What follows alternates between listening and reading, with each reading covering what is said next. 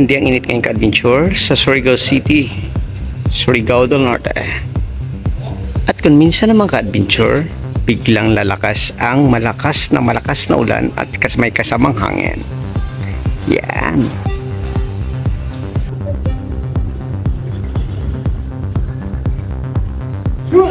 Good afternoon sa lahat ng aking mga subscribers ka-adventure. For this vlog ka-adventure, andito ako sa provincial grandson ng Surigao City, Surigao del Norte. Samahan niyo ako sa ating vlog for this afternoon. Tara ka-adventure, maglagay na tayo mag-jogging dito sa aking provincial grandson. Sa ngayon ka-adventure, maganda ang weather ng Surigao City, Surigao del Norte. Makulimlisa ngayong oras na ito ka-adventure. Time check is 2 o'clock in the afternoon. Masarap maglakad ngayon ka-adventure.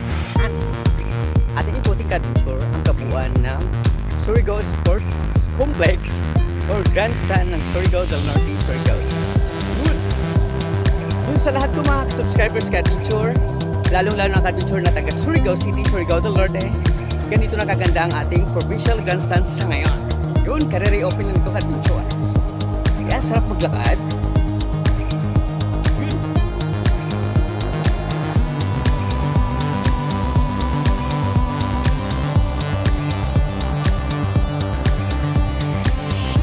Adventure ang Surigao del Norte or Surigao City kapag mayroon talagang mga big events like Punong-Punong Festival, Drum and Lyre Competition.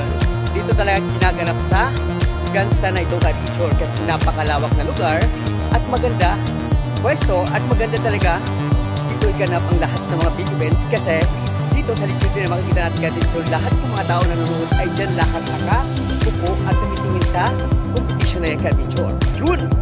Pagpatuloy ba ito maglalakad ka dito? Yun! Sa lahat ko mga ka-subscribers ka-adventure, mag-ingat po tayong lahat for this Sunday. Siyempre, kailangan natin mag-ingat, mag-enjoy lang sa ating mga lakad. Kasi ako ngayon ka-adventure, talagang ingat na ingat ako maglakad kasi napakaganda talaga ng nilalakaran ko ngayon. Asul-asul yung kulay. Gusto ko yan kasi kulay ng aming kalangitan. At dito rin ka-adventure, alam niyo ba? Kapag taga Surigao City ka o taga Surigao del Norte, kapag dito ka nag-exercise ka-adventure, sinisigurado ko, safety ka dito. Kasi ikot sa napakalawak na area na yan, talagang marirelax ka dito at talagang masatisfied ka talagang maglakad sa kanilang o sa aming provincial grandstand. So ganoon na pag may time ka-adventure, kailangan natin mag-explore at tingnan natin ang mga kagandahang lugar sa aming lugar, sa aming province ka-adventure ng Surigao del Norte. Yun! Sa lahat ng mga turista ka-adventure na pupunta sa Surigao City, Surigao del Norte, huwag nyo rin yung nakbayin o bisitahin ang magandang provincial namin na napatunan ng kulay sa ngayon.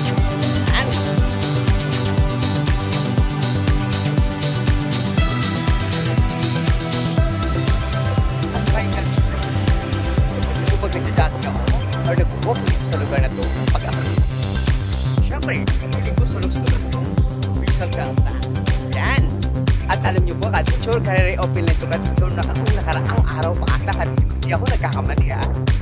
Kaso hindi ako nakapag-attendance kagad kasi wala po akong time kasi meron akong pinagpuntahan lugar na dapat ipakita sa aking mga ka-subscriber na magandang tourist destination sa kabuuan ng Caraga Region or Surigao del Norte. Yun!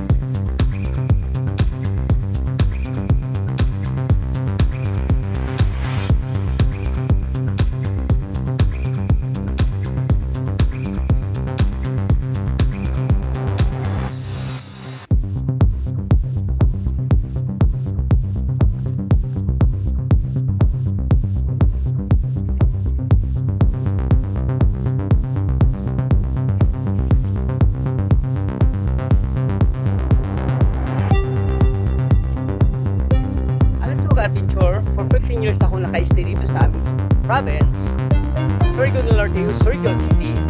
Ngayon ko lang talaga na-witness na ganito ang bagong kulay ng aming provincial grandstand. So, mayroon talagang pagbabago ka-adventure. At malapit akong matapos sa aking ka-adventure. At sa lahat ng mga nagja-jogging ngayon or ng mga nag-adventure ko mga ka-subscribers, mag-enjoy lang tayo. Ganun lang talaga sa buhay natin.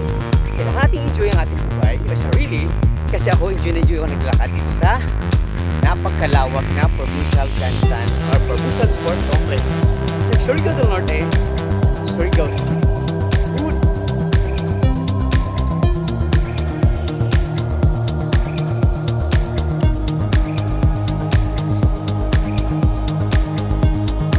Yan sa wakas ka, teacher, malapit ako matapos sa paglalakad ko.